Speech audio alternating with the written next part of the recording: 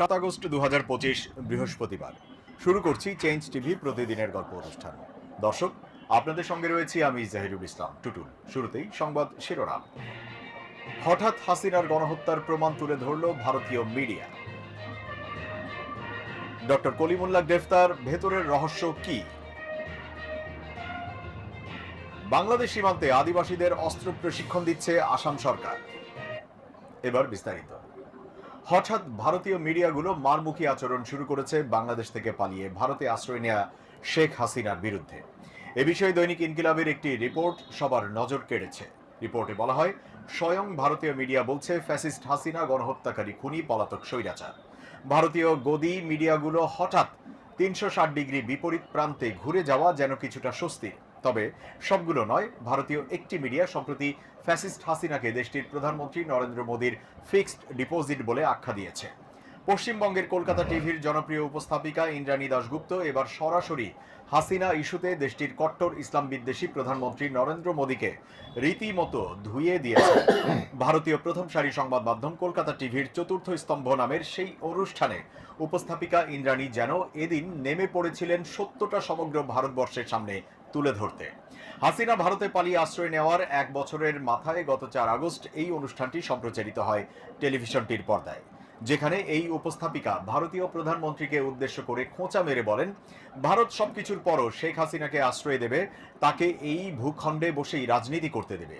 সেই কথাটি না হয় বলুন, কিন্তু মোদিজি চুপ করে বসে আছেন। শেখ হাসিনা ওনার কাছে এক ফিক্সড ডিপোজিট, যখন ইচ্ছা তখন ভাঙাবেন।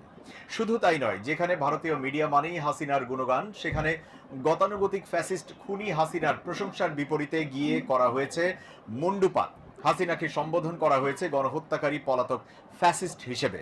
আর প্রধানমন্ত্রী মোদীকে দাঁড় করানো হয়েছে কাঠগড়ায় এমন নির্লজ্জ বেহায়া খুনিকে ফিরিয়ে না দিয়ে উল্টো করা পাহারায় রাখার জন্য।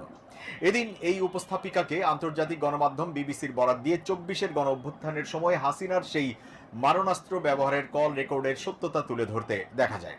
এর পাশাপাশি জাতিসংঘের রিপোর্ট অনুযায়ী সে সময় হাসিনা 1400 নিরীহ মানুষকে হত্যা করেছে বলে তাকে গণহত্যাকারী হিসেবেও আখ্যা দিতেও দ্বিধাবোধ করেননি তিনি।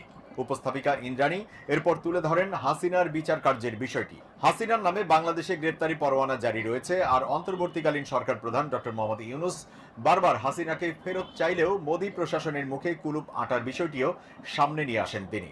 সর্বশেষ ডক্টর ইউনূস নৈতিক বিবেক ও মানবিক দৃষ্টিকোণ থেকে হাসিনাকে ফেরত দেওয়ার বিষয়ে ভারতের প্রতি সিদ্ধান্ত নেওয়ার আহ্বান জানান।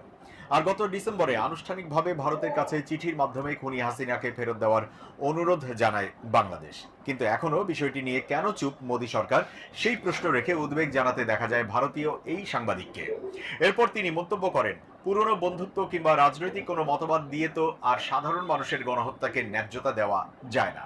এ সময় এই উপস্থাপিকা ভারতের কট্টর ইসলাম বিদ্বেষী প্রধানমন্ত্রীর প্রতি প্রশ্ন রাখেন, ভারতীয় সাধারণ মানুষরা তো আন্তর্জাতিক অপরাধী ইসরায়েলি প্রধানমন্ত্রী বেনিয়ামিন নেতানিয়াহুর পাশে দাঁড়ানোর কারণটাও জানেন না মোদী সরকারের। আর অন্যদিকে হাসিনা যে নিজ দেশে গণহত্যার অপরাধে অপরাধী, তাকে কিভাবে আশ্রয় দেয় মোদী সরকার, এটাও জানতে চান এই সাংবাদিক।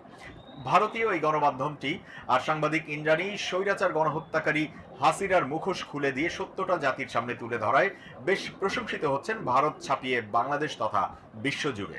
ভারতীয় গদি মিডিয়াগুলোর গতানুগতিক ধারা থেকে বেরিয়ে সত্যটা তুলে ধরায় অনেকেই কৃতজ্ঞতাও জানাচ্ছেন তাদের প্রতি।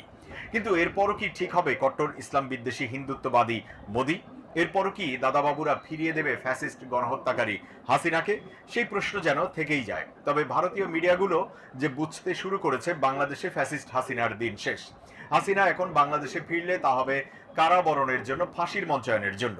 বিচারের মুখোমুখি হতেই হবে এই স্বৈরাচারকে। তাতে কট্টর ইসলাম বিদ্বেষী মোদীর পাশে দাঁড়ালেও একটা সময় করতে পারবেন না কিছুই। পাপের ফল ভোগ করতেই হবে হাসিনাকে, এমনটি মনে করছেন বিশেষজ্ঞ মহল।